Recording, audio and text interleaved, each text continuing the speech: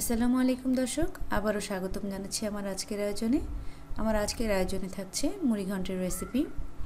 আর এই রেসিপিটি আমি আজকে একটু অন্যভাবে করে দেখাবো, আর তা হচ্ছে মুড়ি ঘন্টের ডালটি সম্পূর্ণভাবে গলিয়ে আমি আজকে আপনাদের রান্না করে দেখাবো। আশা করি আমার আজকের রেসিপিটি আপনাদের ভালো লাগবে। ভালো লাগলে লাইক, শেয়ার, কমেন্ট করতে ভুলবেন না। সেই সাথে আমার চ্যানেলটিকে সাবস্ক্রাইব করে আমার পাশেই থাকবেন। আসুন তাহলে শুরু করা যাক।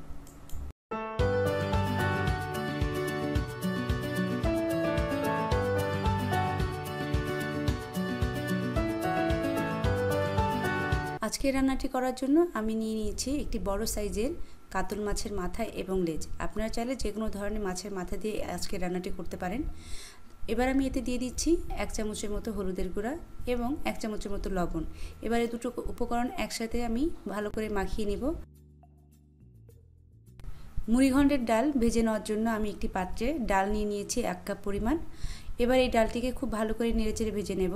তবে যেহেতু আমি ডালটি সম্পূর্ণ গলিয়ে রান্না করব, তাই ডাল আমি খুব বেশি কড়া করে ভেজে নেব না। সামান্য ব্রাউন কালার হয়ে এলেই আমি ডালটিকে নামিয়ে ফেলব।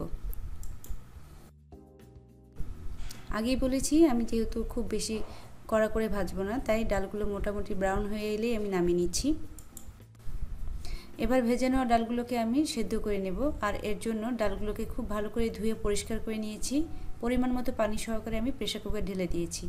এবার আমি এতে দিয়ে দিচ্ছি একটি ছোট সাইজের পেঁয়াজ কুচি, একটি কাঁচামরিচের ফালি, হাফ চা চামচ হলুদের গুঁড়া এবং 1 চা চামচ আদা রসুন জিরার পেস্ট।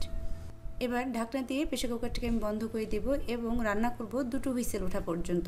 আমার প্রেসার কুকারে 2টো হুইসেল উঠলেই ডালগুলো সম্পূর্ণ গলে যাবে। আপনারা আপনাদের প্রেসার কুকারের ধরন অনুসারে রান্না করে নেবেন। ডালগুলো কি পরিমাণ গলাতে চান সেই অনুসারে হুইসেল উঠিয়ে রান্না করে নেবেন। এবার আমি মাছগুলোকে ভেজে নেব। আর এর জন্য একটি প্যান নিয়েছি পরিমাণ মতো।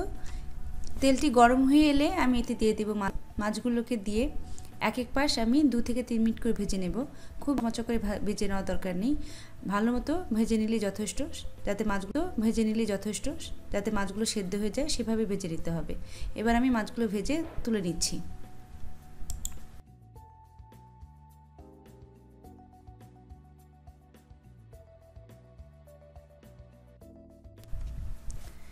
এবার আমি ডালটি রান্না করে নেব। আর এর জন্য আমি অন্য একটি কড়াইতে মাছ ভেজে নেওয়া তেলটুকু আমি নিয়ে নিয়েছি, সাথে আরও কিছু তেল অ্যাড করে দিই।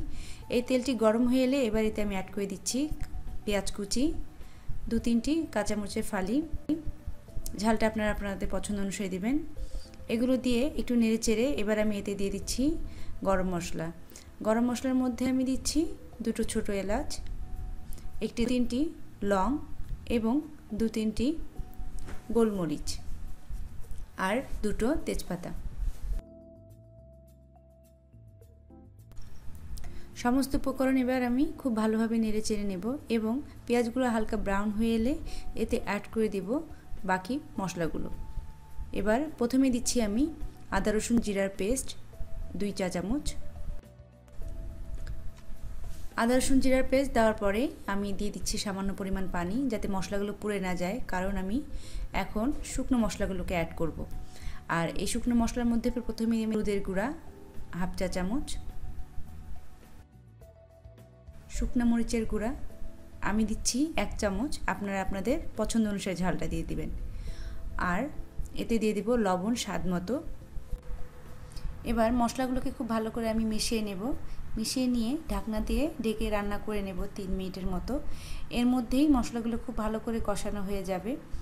তো বন্ধুরা, ফিরে আসছি 3 মিনিট পর। 3 মিনিট পর মশলাগুলো সম্পূর্ণ কষানো হয়ে গেছে। এবার এভাবেই আমি মশলাগুলোকে আরও 1 মিনিটের মতো ভেজে নেব।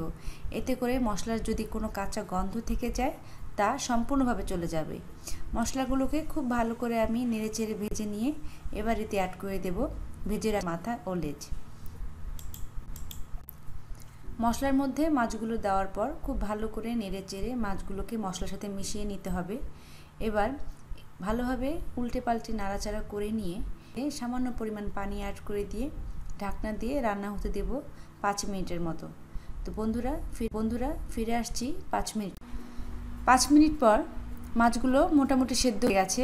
এই অবস্থায় আমি মাছগুলোকে আরও কিছুক্ষণ নাড়াচাড়া করে নেব এবং নাড়াচাড়া করার পর এতে আমি অ্যাড করে দেব সিদ্ধ করে রাখা মুগ ডাল। আমি যেহেতু ডালটাকে সম্পূর্ণভাবে গলিয়ে রান্না করব, তাই আমি ডালটিকে পুরোপুরিভাবে সেদ্ধ করে নিয়েছি।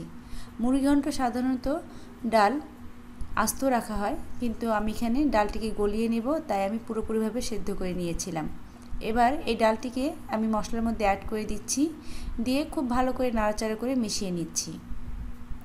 দর্শক, আপনারা যদি আমার রান্নাগুলোকে পছন্দ করে থাকেন তাহলে অবশ্যই আমার রেসিপিগুলো আপনার ফ্রেন্ডস এবং ফ্যামিলির মাঝে শেয়ার করে দেবেন। ভালো মন্দ উভয় বিষয় জানিয়ে আমাকে অবশ্যই কমেন্টস করবেন। আর আপনারা যারা আমার চ্যানেলে নতুন তারা আমার চ্যানেলকে অবশ্যই সাবস্ক্রাইব করবেন। আর অলরেডি যারা আমার চ্যানেলটিকে সাবস্ক্রাইব করেছেন তাদেরকে জানাই অসংখ্য ধন্যবাদ। তো বন্ধুরা, আমার ডালের সাথে মশলাগুলোকে সম্পূর্ণভাবে মিশিয়ে নেওয়া হয়েছে। ডাল এবং মশলা ভালোভাবে মেশানো হয়ে গেলে এবার আমি এতে অ্যাড করে দিচ্ছি পানি। আর পানির পরিমাণটা আপনারা একটু বুঝে শুনে দিবেন, যেহেতু আমি এটা গলিয়ে রান্না করব আর মুগ ডাল ঠান্ডা হয়ে গেলে একটু ঘন হয়ে যায়, তাই আমি পানির পরিমাণটা একটু বেশি অ্যাড করছি। আর এই পর্যায়ে আমরা লবণের পরিমাণটা টেস্ট করে নেব। লবণ যদি দেওয়ার প্রয়োজন হয়ে থাকে তাহলে অবশ্যই এই পর্যায়ে আমরা লবণটা দিয়ে অ্যাডজাস্ট করে নেব।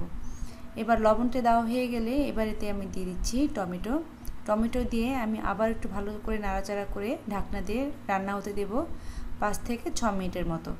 তো বন্ধুরা, ফিরে আসছি 5 থেকে 6 মিনিট পর। 5 মিনিট পর দর্শক দেখতে পাচ্ছেন ডালগুলো সম্পূর্ণ রান্না করা হয়ে গেছে। আমি পরবর্তীতে আরও একটু পানি অ্যাড করে নিয়েছিলাম। আমার কাছে মনে হয়েছিল পানিটি একটু কম হয়েছে, তাই আমি আরও একটু পানি অ্যাড করে নিয়েছিলাম। এবার আমি ডালের বাগার তৈরি করে নেব। আর এর জন্য আমি একটি প্যানে তেল নিয়ে নিয়েছি। এতে দিয়ে দিলাম পেঁয়াজ কুচি, একটি বড় সাইজের পেঁয়াজ, আর রসুন একটি আমি কুচি কুচি করে কেটে নিয়ে দিয়ে দিলাম এতে।